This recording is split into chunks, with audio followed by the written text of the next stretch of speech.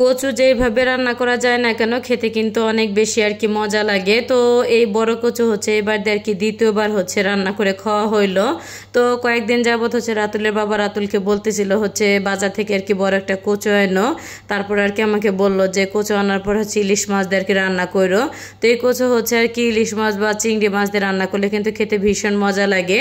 আর এই কচু টানলে কিন্তু একটা সুবিধা আছে যে হচ্ছে দুই পদ আর কি রান্না করা যায়, নিচের অংশটা হচ্ছে ভাজি আর উপরে যে নরম অংশটা এটা কিন্তু ইলিশ মাছের হচ্ছে মাথা বা মাছ যেটা দিয়ে হোক না কেন রান্না করলে কিন্তু খেতে অনেক বেশি ভালো লাগে। তো কচুটা হচ্ছে আনার পরে আর কি সুন্দরভাবে আর কি কেটে বেছে নিতেছিলাম। আর হচ্ছে কচুটা কাটতেও কিন্তু অনেকটা ইজি, আমার কাছে মনে হয় সব আর কি সবজির থেকে অনেকটা হচ্ছে আর কি যেভাবে হচ্ছে কাটাকাটি যায় আর কি।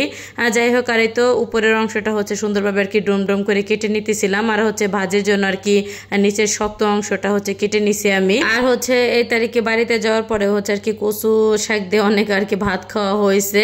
তো আমার শাশুড়িকে বলার সাথে সাথে হচ্ছে আর কি কচু শাক তুলে নিয়ে আসে তারপর হচ্ছে রান্নাও করে দিছে। তো তার কিন্তু একটা ভিডিও আর কি আমি আপলোড দিয়েছিলাম বাড়ি থাকা অবস্থায়। আর হচ্ছে আমার শ্বশুর বাড়ির সবাই হচ্ছে শাক, তারপরে হচ্ছে যে কোনো শাক, তারপর হচ্ছে যে কোনো বাটা ভর্তা অনেক অনেক বেশি আর কি পছন্দ করে। আমার কাছে মনে হয় যে ঢাকায় যারা থাকে তারা মনে হয় কম বেশি এই শাক তারপর হচ্ছে বাটা ভর্তাটা মনে হয় বাড়িতে যাওয়ার পরে বেশি পছন্দ।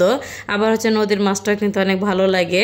আর এতে এখানে কিন্তু কোটাকাটি হয়ে যাওয়ার পরে তারপর চপ ক্যামেরায় কিন্তু আমি হচ্ছে যে কচুটা যে ভাজি করবো এটা কিন্তু আমি হচ্ছে ভাপ দিয়ে নিছি। আর অবশ্যই কিন্তু ভাপ দিয়ে নিতেই হবে, না হলে হচ্ছে দেখা যাচ্ছে গলায় আর কি ধরতে পারে। তো একটুখানি হলুদের গুঁড়া আর হচ্ছে লবণ দিয়ে আর কি আমি ভাপ দিয়ে নিছি। আর এখানে হচ্ছে আমি তো কালো জিরা আর হচ্ছে শুকনো মরিচ ফোড়ন দিয়ে হচ্ছে ভাজিটা ভাজবো। আর এই ভাজিটা আমার কাছে মনে হয় যে আলু ভাজি থেকে খেতে আর কি বেশি ভালো লাগে, মজা লাগে। আর হচ্ছে কালো জিরা ফোড়ন দিলে না অনেক সুন্দর হচ্ছে একটা ঘিরান আর কি আসে। তো এই কচু হচ্ছে দুইবার আর কি আমি ভাজি করলাম। তো আগের বারে মনে হয় যে কালো জিরা আর কি ফোড়ন দিয়ে হচ্ছে ভাজি করছে, অনেক বেশি ভালো লাগে। আর এই দিকে কিন্তু আপনার হচ্ছে তেলটা গরম হয়ে আসলে তারপর হচ্ছে আমি কাঁচামরিচ তারপর পেঁয়াজ আর হচ্ছে আমি রসুনটা দিয়ে দিলাম।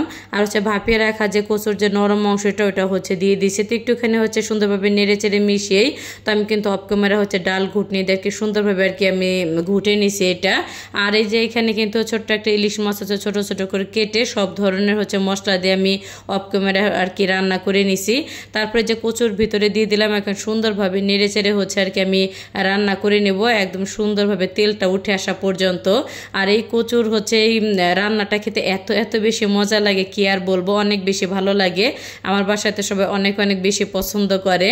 আর এদিকে কিন্তু হচ্ছে কচু ভাজিটা আমার হয়ে গেছে। তো বাটিতে কিন্তু অফ ক্যামেরা হচ্ছে আর কি আমি বেড়ে নিছি।